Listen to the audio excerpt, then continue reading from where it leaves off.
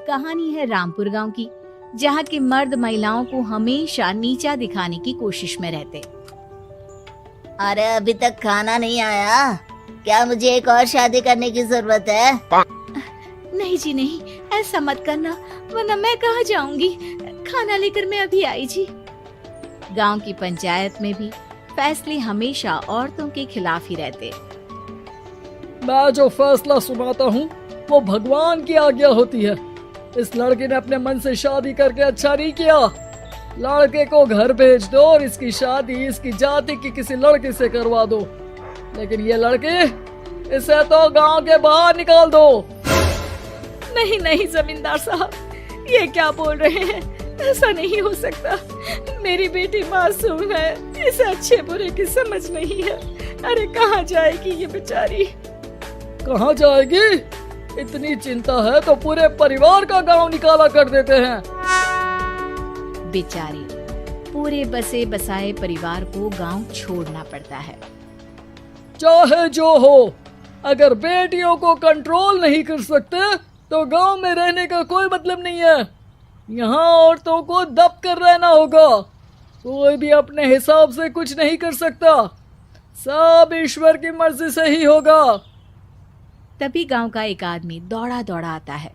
सरपंच साहब, जमींदार साहब, वो कालिया है ना, उसकी बेटी पढ़ने के लिए शहर जा रही है।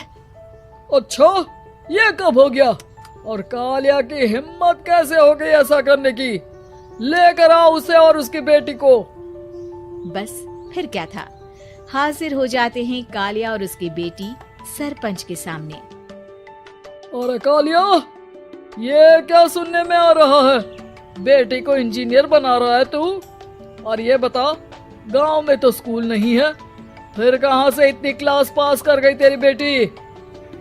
राधा, जो कि कालिया की बेटी है, उसे लगता है कि सरपंच उसकी तारीफ कर रहे हैं। सरपंच जी, मैंने ऑनलाइन पढ़ाई की है, डिस्टेंस लर्निंग से। सभी में मैंने अच्छे नंबर पाए हैं, जिसे देखते हुए शहर की इंजीनियरिंग कॉलेज में मुझे स्कॉलरशिप मिली है। वाह जी वाह, क्या होती है ये? पहले तो ये बताओ, फिर आगे की बात करते हैं। पूरा गांव राधा की बात सुन रहा था और राधा बोलती जा रही थी। तो ऐसे मैं फ्री में एक अच्छी शिक्षा लेकर गांव में जो कुछ परेशानियां हैं, जैसे बिजली, पानी और इंटरनेट जैसी समस्याओं के लिए काम करूंगी। मैं गांव को शहर से जोड़ने के लिए पुल का निर्माण करवाने का प्रस्ताव रखूंगी। मुझे पूरी उम्मीद है कि जल्द ही हमारा गांव भी तरक्की की राह पर चल पड़ेगा। राधा की बात सुनकर सारे गांव वाले ताली बजाने लगते हैं। सरपंच को समझ नहीं आता कि वो क्या करे। चुप रह नादान लड़की, गांव के खिलाफ जाने के लिए तुझे गांव से बेदखल कर दिया जाएगा, वो भी पूरे परिवार के साथ। और हाँ, अगर ठीक से गांव में रहना चाहती है तो ये पढ़ाई लिखाई छोड़ दे। हम तेरे लिए गांव का कोई होनहार लड़का देखेंगे। तभी गांव का एक आदमी बोल पड़ता है। अरे नहीं नहीं सरपंच जी, राधा बिटिया जो बता रही है, अगर वैसा हो जाए तो हम लोगों को पैसा कमाने के लिए बाहर नहीं जाना पड़ेगा। हाँ जी, और ना ही कोसों दूर पानी के लिए भटकना पड़ेगा। हमारे बच्चे भी अच्छी पढ़ाई कर सकेंगे और आगे बढ़ेंगे, ना कि हमारी तरह खेती करते बैठेंगे। क्यों गांव वालों, राधा बिटिया का साथ देना चाहिए ना। सरपंच देखता है कि गांव राधा के साथ है तो वो चुप हो जाता है। वो घर आकर अपने सलाहकार से बात करता है, जो बहुत ही चालाक किस्म का इंसान होता है। अरे सरपंच साहब, आपको बहुत ही होशियारी से काम लेना पड़ेगा। एक बार गांव तरक्की कर गया, यहाँ के बालक पढ़ लिए तो कोई ना पूछेगा आपको। और फिर ये जो बेटा और बेटी है ना आपके, इनको भी आम लोगों की तरह ही जीवन जीना होगा। हाँ, लेकिन करे तो क्या करे? वो ना आप मुझ पर छोड़ दीजिए, बस मैं जैसा बोलूं करते जाइए। अगले रोज सुबह जब गांव वाले सोकर उठते हैं तो राधा के घर के बाहर और साथ ही वो लोग जिन्होंने राधा का सपोर्ट किया था, उनके घर के आगे लाल रंग से कल आऊंगी लिखा होता है। कल आऊंगी, ये क्या होता है? अरे यह तो खून से लिखा है, लगता है कोई भूत प्रेत या चुड़ैल का साया है। चलो सरपंच जी के पास चलते हैं। सभी सरपंच के पास जाकर उसे सारी बात बताते हैं। अरे ये तो बड़ी मुश्किल की बात है। चलो मैं एक बाबा को जानता हूँ, उन्हें बुला लेता हूँ। सरपंच बाबा को लेकर गांव के घर के बाहर जाता है। ओहो, तो ये वो चुड़ैल है जो उन लोगों को निशाना बनाते हैं जो गांव को बदलने का सपना देखते हैं। वो गांव को ऐसे ही संपन्न देखना चाहती है, वो नहीं चाहती कि कोई बाहरी यहाँ का कायाकल्प करे। क्या तुम लोगों में से किसी ने गांव को बदलने की सोच रखी है? तभी राधा की माँ रोते रोते आती है। मेरी राधा घर से गायब हो गई है। अरे कोई तो बचाओ, मेरी बच्ची कहाँ गई?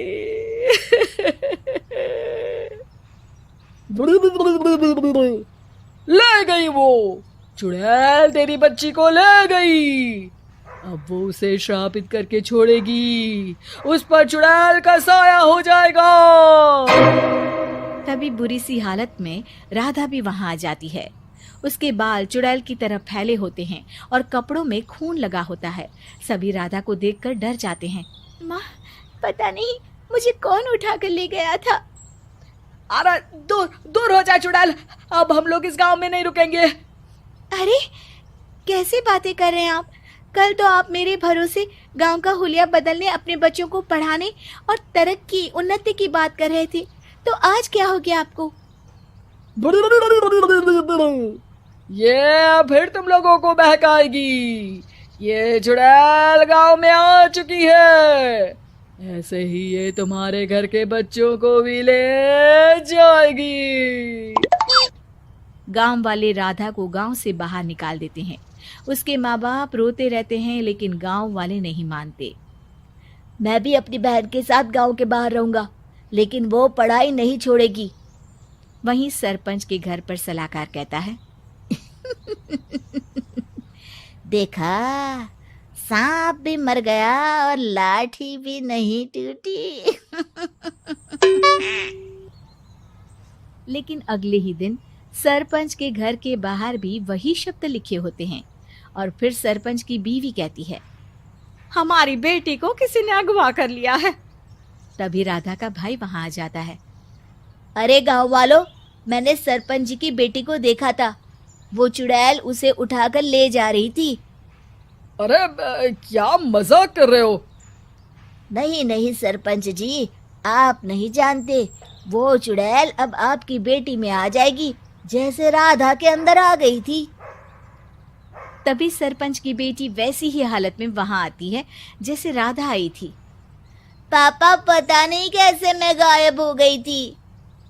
चुड़ैल, इसके अंदर भी चुड़ैल का साया है, मारो इसे।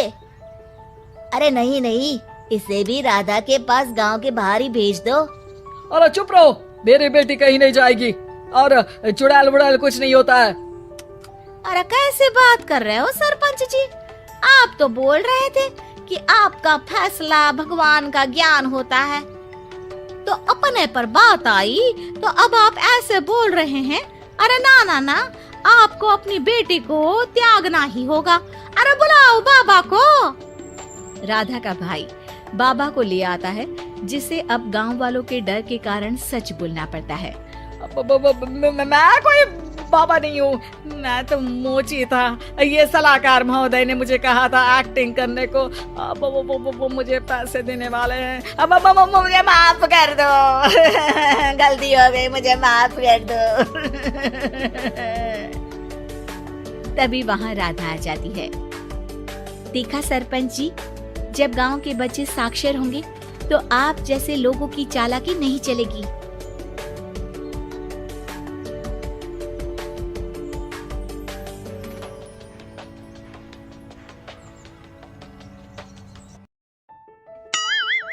मीरपुर नाम के शहर में तेजस अपनी पत्नी नीरू के साथ रहता था।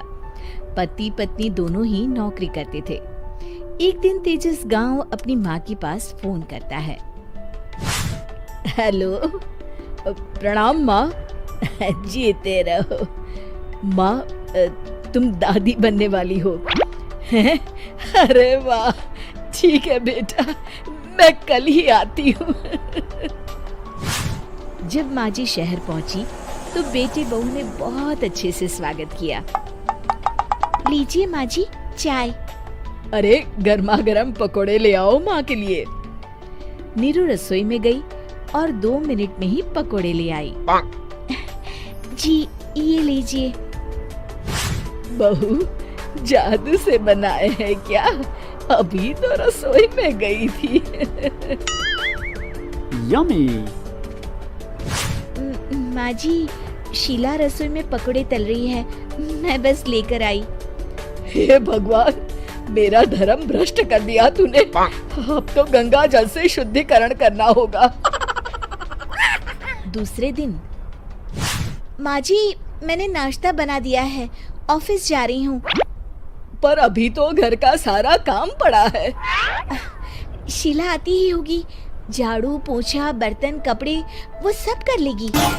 हमारे जमाने में घर का सारा काम हम ही करते थे। जी माँ जी, आप बहुत होशियार हैं, मैं घर ऑफिस दोनों नहीं संभाल पाती। तो जरूरत क्या है घर से बाहर जाकर चाकरी करने की? वैसे भी घर का काम खुद करने से घर में बरकत आती है, समझी? पर माँ जी। पर वर कुछ नहीं, इस महीने की पगार मिले फिर ऑफिस बंद। हाँ। रात को नीरू तेजस से कहती है, सुनिए जी, माँ जी बोल रही थी कि मैं नौकरी छोड़ दूं। वैसे ठीक ही तो है, अभी तुम्हें आराम की जरूरत है। फिर भी आराम कहाँ, शीला को छुड़ाने के लिए बोल रही थी।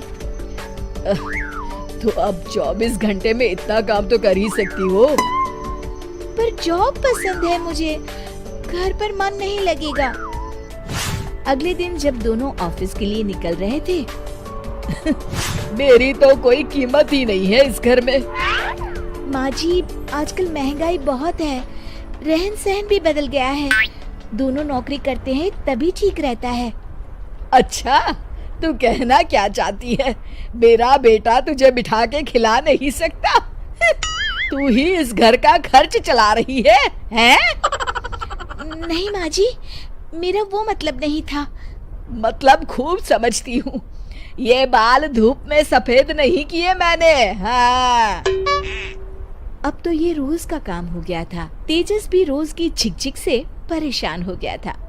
एक दिन उसने कहा, नीरू, वैसे भी तुम्हें मैटरनिटी लीव मिलने वाली है, तो अभी से ही छुट्टी ले लो। पर क्या, मेरी सैलरी अच्छी खासी है। आखिर नीरू ने रिजाइन कर दिया। जब बच्चा हुआ तो घर में सब बहुत खुश हुए। कुछ दिनों बाद तेजस फाइल देख रहा था। क्या हुआ तेजस, कुछ परेशान लग रहे हो? अब हाँ, वो हमारी जितनी सेविंग्स थी वो तो हॉस्पिटल में और छठी के फंक्शन में खत्म हो गई है नीरू। और अभी वैसे मंदी चल रही है तो मैं बोल रही थी कल मुन्ना को हेपेटाइटिस का टीका लगवाना है। नीरू, क्या पोस्टपोन नहीं कर सकते? नहीं जी, बिल्कुल नहीं। अब तेजस को समझ में आ रहा था कि उससे गलती हुई है। पैसों की कमी का असर घर के माहौल पर भी पड़ रहा था। अगले दिन, बेटा मेरा चश्मा और ये दवाइयाँ ले आना, पर्चा देते हुए माँ जी ने कहा। जी। तेजस, मुन्ना के लिए दूध का डिब्बा और डायपर भी ले आना, और ये किराने के सामान की लिस्ट है, इसे भी लाना है। तेजस गुस्से में लिस्ट मरोड़कर फेंकता है और चिल्लाता है, पैसे क्या पेड़ पर उगते हैं? ये ले आना, वो ले आना। अरे पर ये जरूरत का सामान ही है। वो गुस्से में बिना कुछ कहे ऑफिस चला गया। अरे लंच तो ले जाइए। नीरू दौड़कर डिब्बा पकड़ाती है। एक दिन खाना खाने के बाद, नीरू, अब तो मुन्ना कुछ बड़ा हो गया, तो अब तुम वापस ज्वाइन कर लो ना जॉब। पर इस रिसेशन में जॉब मिलना बहुत मुश्किल है। ट्राई तो करो। फिर मुन्ना? माँ जी है ना, और एक फुल टाइम मेड भी लगा लेंगे। पर माँ जी, उन्हें तो पसंद नहीं।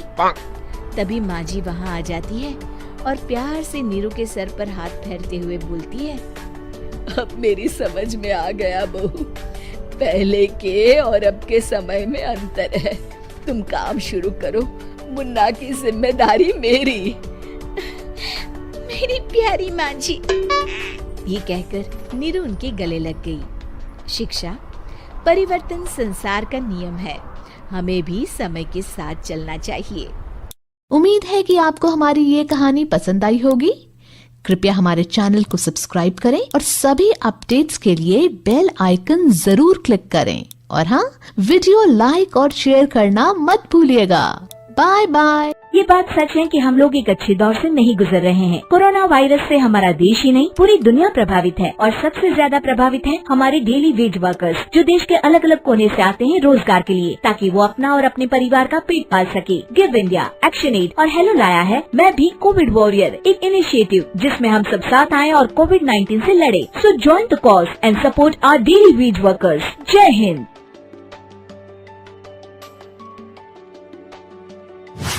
रजनी को बचपन से ही पेंटिंग का बहुत शौक था। वो हमेशा से ही पेंटर बनना चाहती थी, पर उसके माँ और पिताजी ने उसको कभी भी इस चीज के लिए सपोर्ट नहीं किया और उसकी शादी नीरव से हो गई। नीरव रजनी को बहुत प्यार करता था, पर रजनी हमेशा चुपचाप ही रहती। वो इस शादी से खुश नहीं थी। वो ये शादी नहीं करना चाहती थी। उसे तो हमेशा से पेंटर जो बनना था। अपने इस सपने को वो नहीं पूरा कर पाई, इसलिए वो हमेशा उदास रहती थी। रजनी, बहुत ही बढ़िया फिल्म लगी है, कल देखने चले? नहीं जी, कल मुझे बहुत काम है, मैं नहीं जा पाऊंगी। अच्छा तो कोई बात नहीं, संडे को चलते हैं। देखिए, मुझे फिल्म देखना पसंद नहीं है। आपको जाना है तो चले जाइए। नीरव को मना करके रजनी वहाँ से चली जाती है और अपने बैग को खोलकर उसमें बंद पड़े ब्रश और कलर्स को देखकर रोने लगती है। रजनी, चलो ना कहीं बाहर खाने चलते हैं, कुछ तुम्हारी पसंद का। जी, मुझे नहीं जाना, मेरी तबीयत ठीक नहीं है। रजनी वहाँ से चली जाती है। नीरव को समझ नहीं आता कि रजनी उससे इतना दूर क्यों रहती है। वो जब भी उसके साथ वक्त बिताना चाहता है, रजनी कोई ना कोई बहाना बना देती है। एक दिन घर पर कोई नहीं था। रजनी घर का सारा काम जल्दी से खत्म कर लेती है। घर पर अकेले होने के कारण वो सोचती है कि वो आज पेंटिंग करेगी। वो अपने कमरे में जाकर पेंट ब्रशेस और कलर्स निकालकर जैसे ही कलर मिक्स कर रही होती है कि दरवाजे पर बेल बज जाती है। अब कौन आ गया इस वक्त? इतनी मुश्किल से तो मुझे पेंट करने का मौका मिला है। रजनी दरवाजा खोलती है तो उसकी सास अपनी सहेलियों के साथ खड़ी होती है और सब घर के अंदर आ जाते हैं। अरे बहू, सबको शरबत बनाकर पिला दे, बाहर तो बड़ी गर्मी है। उफ। जी। रजनी पेंट ना कर पाने से उदास हो जाती है।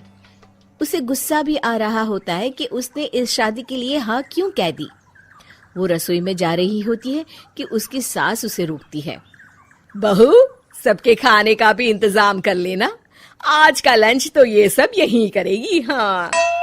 रजनी बिना कुछ कहे रसोई में चली जाती है। सबके लिए खाना बनाती है। सब खाना खाते हैं और रजनी घड़ी देखती है कि ये सब कब जाएंगे ताकि वो अपनी पेंटिंग कर सके। जब शाम होती है तब सब चले जाते हैं अपने घर। अरे बहू, सब तेरे खाने की तो बहुत तारीफ कर रहे थे, सबको बहुत अच्छा लगा खाना। आपको मुझे सुबह बताना चाहिए था ना कि आपकी सहेलियां आ रही है। पता भी है कितना वक्त लगा सारा खाना बनाने में। अरे बहू, तू ऐसे कैसे बात कर रही है मुझसे? तो और कैसे बात करूं? मैं इस घर की कोई नौकरानी नहीं हूँ कि इतना काम करूंगी। रजनी अपने कमरे में जाकर दरवाजा बंद कर लेती है। शाम को जब नीरव आता है तो उसकी माँ उसे पूरी घटना के बारे में बताती है। क्या रजनी ने आपसे इस तरह बात की माँ? हाँ, और पता नहीं उसे क्या हो गया है, शाम से बाहर भी नहीं आई है। मैंने तो कई बार आवाज दी, खाना भी नहीं खाया उसने। तू ही बात करके देख ले बेटा। नीरव अपने कमरे का दरवाजा खटखटाता है। रजनी, दरवाजा खोलो, मैं हूँ। रजनी दरवाजा खोलती है और फिर वापस जाकर अपने बिस्तर पर लेट जाती है। रजनी, माँ से बात करने का ये क्या तरीका है? मैंने कोई गलत बात नहीं की है। अरे तुम क्यों ऐसे बर्ताव कर रही हो सबके साथ? क्या तुम इस शादी से खुश नहीं हो? रजनी कुछ नहीं बोलती। अरे बताओ मुझे रजनी, क्या ये शादी तुम्हारी मर्जी के खिलाफ हुई है? हाँ, मैं ये शादी कभी नहीं करना चाहती थी। तुमसे क्या, मैं किसी से भी शादी नहीं करना चाहती थी। रजनी रोने लगती है। चुप हो जाओ रजनी, बताओ मुझे तुम क्यों नहीं करना चाहती थी शादी? रजनी बेड के नीचे से अपने पेंटिंग्स, कलर्स, ब्रश, पेपर्स निकालती है। इतने में उसकी सास भी कमरे में आ जाती है। ये देख रहे हो, ये थे मेरे सपने। मैं पेंटर बनना चाहती थी, पर माँ पापा ने कभी सपोर्ट नहीं किया और मेरी शादी करवा दी। मेरे सारे सपने टूट गए। हर वक्त बस गुस्सा आता रहता है मुझे। मैं जानती हूँ कि आप लोगों की इसमें कोई गलती नहीं है, पर मैं क्या करूँ, मुझे समझ में नहीं आता।